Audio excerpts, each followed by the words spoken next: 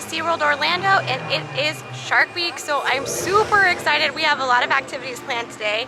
Number one though, it's early in the morning and we are going through the shark exhibit. So I'm gonna walk you guys through because it is missed very often. It's kind of in a corner of the park that a lot of people don't go to. So let's go.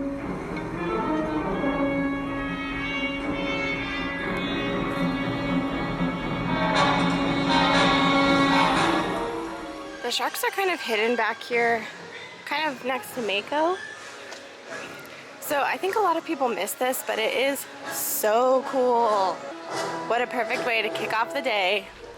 So as we go through this tour, I did speed it up, but I do want to make this accessible to everyone in case you're not able to get here, but you still want the effect of going through this shark exhibit. So if you're not interested, just go ahead and skip to the next chapter. But if you are interested and there's anything that I went too fast on, just go ahead and pause the video and you can read the sign. So the first exhibit here is this really cool lionfish tunnel, and then it also had this huge school of fish above you, and I could have watched this for hours. This was so cool. I've never seen this in real life. Then we learned some about lionfish. Again, if you are interested in learning about these lionfish, definitely pause this video, especially if you're from Florida. They're very invasive here. The next tank that we came to was a really cool tropical reef tank and some signage about the Rising Tide Conservation Project, which SeaWorld works really closely with. There was these cool projections on the floor, as well as this really cool spiny lobster. I could have watched him walk all day. There's a lot of really cool infographics in this exhibit, and this was one. So it's kind of like the length from tip to tail of all the different sharks, and you could kind of lay on the ground and see how you measured up. This was my very favorite thing that they had. This is showing what you would look like versus a seal or a sea lion and a turtle. From underneath, kind of showing that most sharks don't understand what they're biting when they do bite humans. Just looks like food. This is my very favorite thing. This is kind of going through the life cycle of a shark and how some of them are laid in eggs called a mermaid's purse. And then down below, it had this really, really cool tank with some sharks in it. And then it was this little guy telling you to push the button. When you did push the button, this light came on and it showed you an actual shark embryo in an egg. So you can see its gills moving here. This is a real shark embryo and it will hatch out of this egg. So I just thought this was the coolest thing, and nobody was ever over there. It's really overlooked. But I just thought this was amazing. You can see all the veins and everything, so cool. The next thing that we came to was a tank with an epaulet shark. You can see him here. He's kind of hiding there. And then we went through and there were some jaws of a great white shark. This is actually a photo op. You can stick your head in there. Again, they have these really cool projections and a lot of sizes and measurements of sharks. And then this is probably one of my favorite signs. This is kind of demonstrating how many sharks are killed by humans every year versus how many humans are killed by sharks every year. So you can kind of see the difference. And then also other things that affect humans much more than sharks. So mosquitoes was the biggest one. Sharks obviously was the smallest. I thought a couple of these numbers were interesting. There was 200 fatalities per year from car collisions with deer. This is the actual shark tank. This is a really nice ride on a moving walkway. So I'm just going to put some music over this and turn it back to real time so you guys can just enjoy your ride through the shark tank.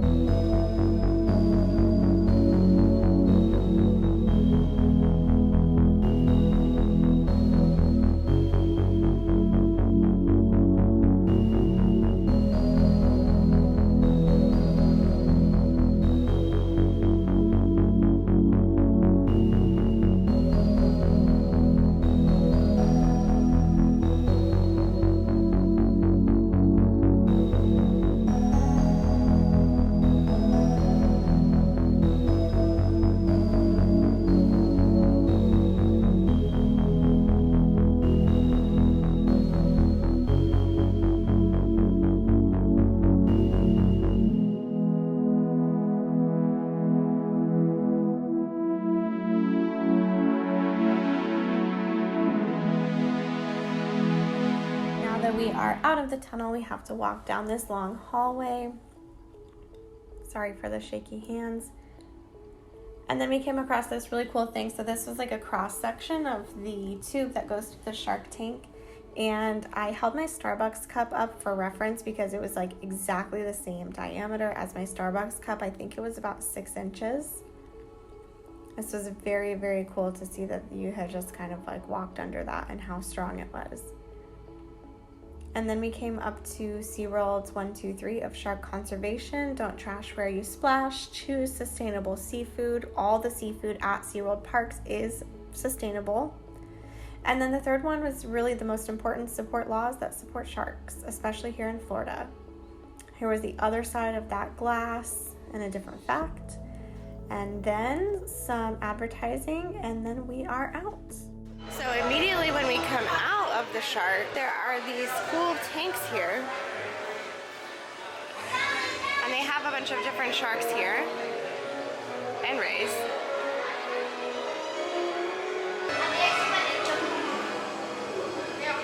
Here's a couple of black tips.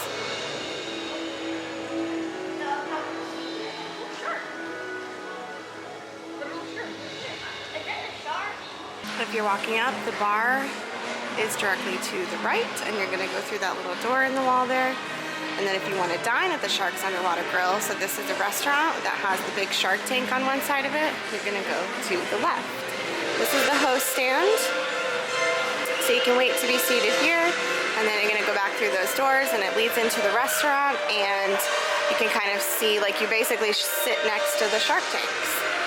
That's one of the things I love about SeaWorld. They are so inclusive and everything really supports conservation. If it doesn't, they don't have it here. So this beverage menu features brands that support conservation and humanitarian efforts. This vodka will donate on your behalf to the National Audubon Society for Seabird Conservation. Naked Turtle Rum will direct proceeds to save turtles. Beso del Sol, this is like the canned or boxed sangria that SeaWorld sells. It's a proud sponsor of No Hungry Kid, which connects kids with healthy meals. Operation Ride Home has been Jack Daniel's way of bringing military family together over the years. Patron recently donated $1 million to restaurant charities which aided those impacted by COVID-19. Gray Whale Gin supports marine conservation and environmental efforts. And then they're featuring wines from Sea Glass Wine Company. They have a commitment to coastal preservation. From sustainable farming to conscientious water use to recycling, we are environmental stewards in the vineyard and winery. We are proud to support like-minded organizations who share a commitment to preserving our beloved coastline, protecting marine wildlife, and nurturing the earth for generations to come. So, that is so cool. I love that SeaWorld does this. I love that everything is so inclusive to conservation, and it really does make a huge difference. So the bar entrance is here, and we're kind of like right next to the sharks. They're cool. There's so many guys in here. I found it.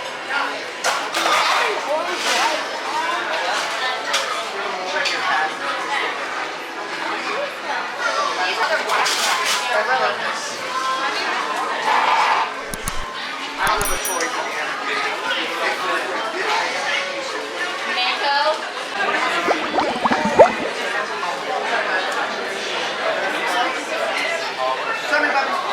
Whiskey. So to round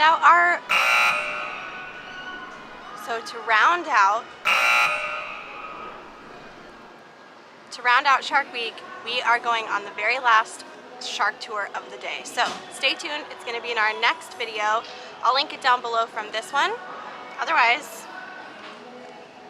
we're checking in. We're ready. I hope you guys had a really good start to Shark Week. Remember, it goes all this week at all SeaWorlds as well as all over the planet.